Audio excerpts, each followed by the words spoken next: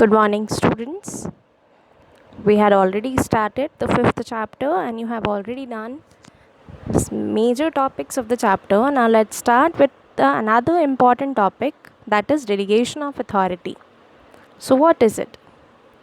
Delegation is the process where a manager follows in dividing the work assigned to him so that he performs that part which only he, because of his organizational placement, can perform effectively, and so that he can get others to help with what remains.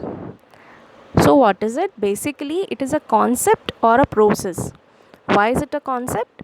Because it refers to manager sharing of his work with the subordinates. Delegation, basically it means that here the superiors, they have the power that they can distribute their work among the subordinates. The manager has the power that he can distribute his work among his subordinates so that he can focus on the main areas, and the subordinates can help him in doing other activities which are not of that equal importance which the manager is doing. So, it refers to the downward transfer of authority from a superior to subordinates. And it's an efficient functioning of an organization. It is for an efficient function of an organization because it enables our managers to use his time on a high priority activities. Okay, and it satisfies the subordinates' needs for their recognition and provides them with the new opportunities to develop themselves and exercise initiative. So, first major thing in this is elements of delegation. So, according to Lewis Allen, delegation is the entrustment of responsibility and authority to another and the creation of accountability for the performance. So, he divided delegation into basic three elements. Okay, that is authority, responsibility, and accountability. So, let's start with the first one, authority. Authority is the power to take or to make decisions which guide the actions of others. In other words, it is a right and a power to influence the behavior or efforts of other persons. Okay, then some features of authority. It is the power vested in the superior. Authority is the power in the hands of the superior. It ensures that the orders are properly obeyed and the instructions are properly complied with. Third one, it is used by the manager to further the interest of the department or the enterprise. And the fourth one, it implies a right to command others. Then the second element is responsibility. Responsibility, it can be defined as the obligation of subordinate to perform the assigned duties. Okay, and it arises from the superior subordinate relationship in the organization. So, when a superior, by virtue of his authority, assigns some works to any subordinate, it becomes his responsibility to perform it, and he becomes accountable for it. Understood? Then the third element is accountability. Accountability means to be responsible for providing explanation to any superior. When a subordinate works under a boss and he is assigned some duties, he will be accountable for doing or not doing that work. So, let me explain you all these three elements in short. The first one was authority, second is responsibility, and the third one is accountability. Authority, he has the power, the superior has the power to take the actions. He can tell his subordinates that you are supposed to do this work. Then who will be responsible for that? The subordinates. It's the responsibility of the subordinates that he has to do it. Then the third one is accountability. If that employee will not do the work of manager, then he will be accountable for that. He will be answerable for that. So these are the basic three elements of delegation. So authority is delegated, responsibility is accepted, and accountability is imposed.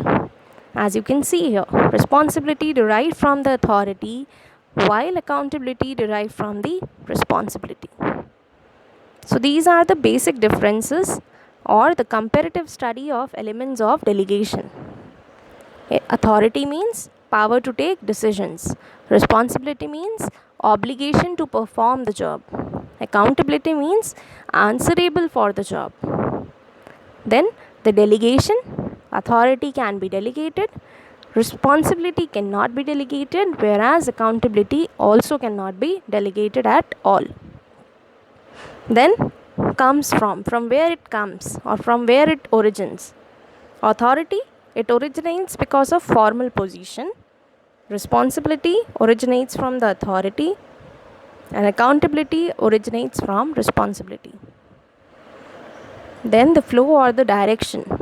Authority, it flows from top to bottom, from superior to subordinates. Responsibility, from bottom to top. Who's responsible to whom? The subordinates to superiors. So that is from bottom to top. And then accountability, that is also from bottom to top. Then importance of delegation. Since you have studied about delegation, now we'll be doing its importance. So what is it? The first one is effective management. When these subordinates, those who are responsible for doing the work, they will concentrate on working on the areas where the superiors are not working. So what will happen? The management or the organization can do their work effectively. Then the second one is employee development. Once the subordinates will get a chance or get an opportunity to work for the superiors, that means being in the middle level, he is getting the opportunity to work for the top level as well. Therefore, it will lead to his development. Okay, that will be the time where he can grab the opportunities and utilize their talents, and that can become a chance for him to move towards the top level. Motivation of employees. If out of 10 employees, some of them are getting work, only 4 or 5 are getting the work, then obviously they are going to get motivated that maybe I am the best, that I am getting some job. Okay, and once he will get to perform that work, then obviously he is going to get motivated non-financially. Then facilitates growth. It not only leads to the growth of the organization, but also the growth of the employees. Okay, so it leads to the expansion of the organization. Managerial hierarchy. It strictly follows the managerial hierarchy. That means it's not like that the manager can directly give the work to the workers or the lower level or the lowest level employees. Okay, if it is giving work to someone, if the manager is giving work to someone, then obviously he is going to follow the proper channel, this middle level, lower level, then the workers and all. Understood?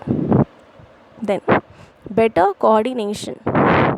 It will lead to the better coordination of each and everything, that is the activities of the different employees and the departments. When all of them will come to know what they have to do, then obviously there will be a better coordination among them. So what are the importance? Effective management, employees development, motivation of employees, facilitates growth, managerial hierarchy, and the better coordination. Then the next topic is decentralization. Now what is the difference? What is the difference in between delegation and decentralization? So before going through it, let's start with the meaning and concept of decentralization.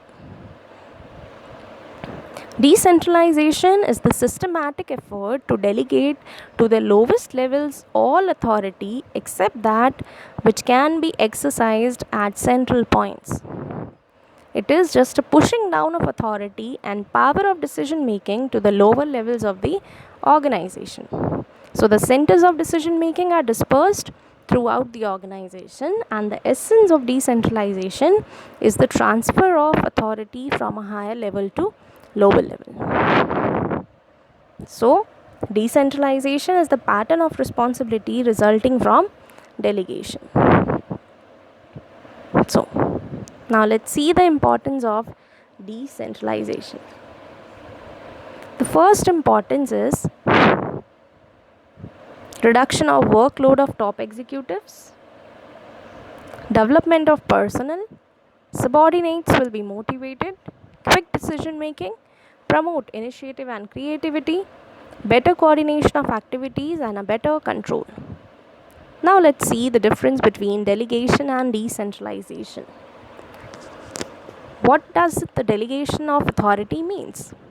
It is a compulsory act because no individual, no manager can perform all the tasks in his own. Thus, the work cannot proceed in its absence. Whereas the decentralization is optional policy. Delegation of authority, it's compulsory, whereas the decentralization is optional.